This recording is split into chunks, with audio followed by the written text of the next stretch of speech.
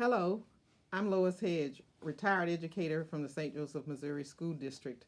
Currently, I'm active in my church and other organizations here in the city doing volunteer work. I love reading, and I'm especially fond of African American authors and even the children's books because since it was over 60 years ago, I wasn't afforded that opportunity to have such a variety of books with those experiences. Today I will be reading from two of my favorite authors. The first is Paul Laurence Dunbar, and the poem that I'm reading of his is about American life after African American life after the Civil War. It explores how the people had to pretend everything is better, even though they had been mentally tortured. The poem is a reaction to the experience of being black in America in the late 19th century when marginalized people are forced to present a brave face in order to survive. They smile despite feeling as though their hearts have been broken and battered. On the inside, they are crying out to God from the depths of their tortured souls. Paul Laurence Dunbar was an American poet, novelist, and playwright in the late 19th and early 20th centuries.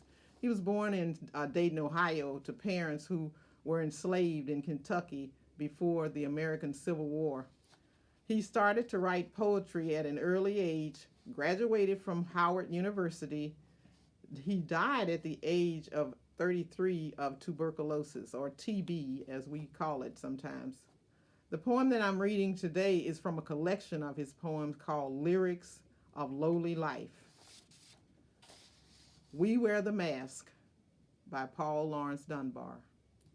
We wear the mask that grins and lies.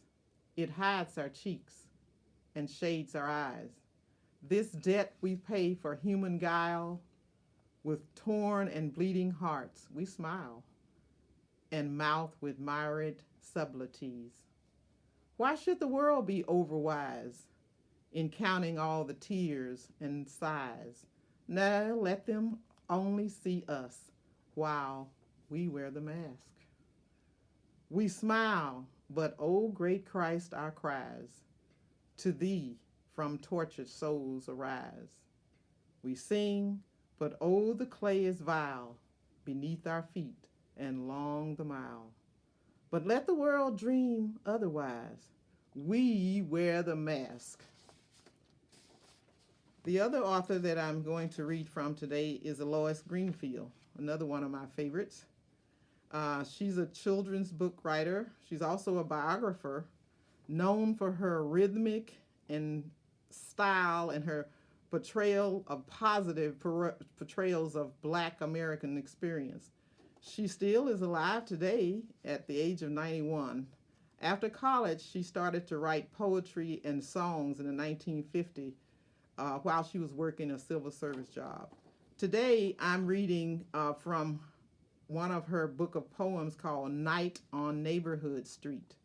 This is a book of poems exploring the sounds, the sights, the emotions that enliven a Black neighborhood during the course of one evening. It raises questions about sadness, motherhood, pride, and fear, and simple things that affect our everyday lives. It explores what it means to be an African American child in a city on any given day. And the first one is entitled Neighborhood Street by Eloise Greenfield. The street had stretched away at dawn, spun slowly out of darkness. Morning mamas and daddies roused the children with soft sugar names and the scent of hot buttered bread. Now the day has sped round to evening, and the children ring the sidewalk singing, "Oh, Liza, Liza, Liza Jane."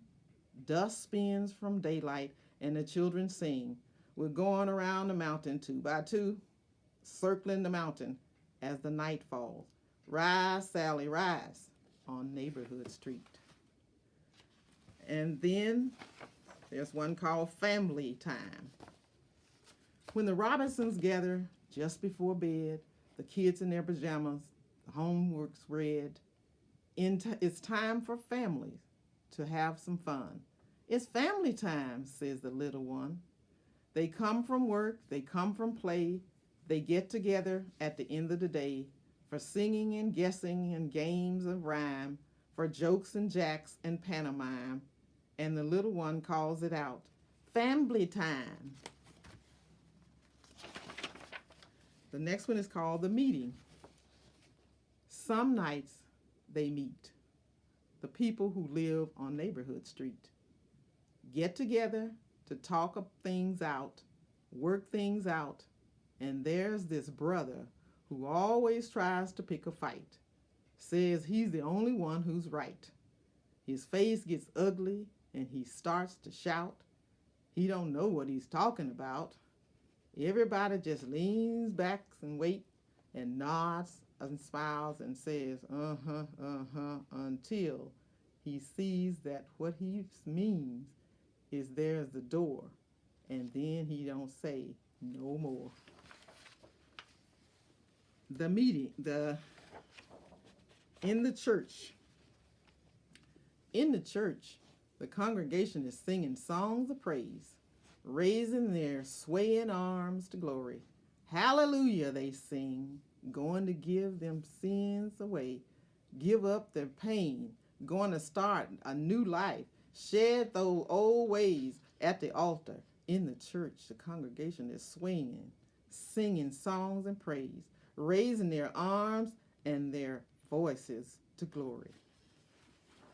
And the last one I'm going to read is also the title of the book, Night on Neighborhood Street. Only light and shadow play on the side now, in the time when darkness and stillness meet, and most are asleep on Neighborhood Street. Then Tanya's mama, out from the breath of air, blows lullaby sounds into silence. The children hear and smile, their sleep deepens, and they are at peace with the night. Thank you. I hope you'll enjoy Night on Neighborhood Street and some poetry by Paul Laurence Dunbar.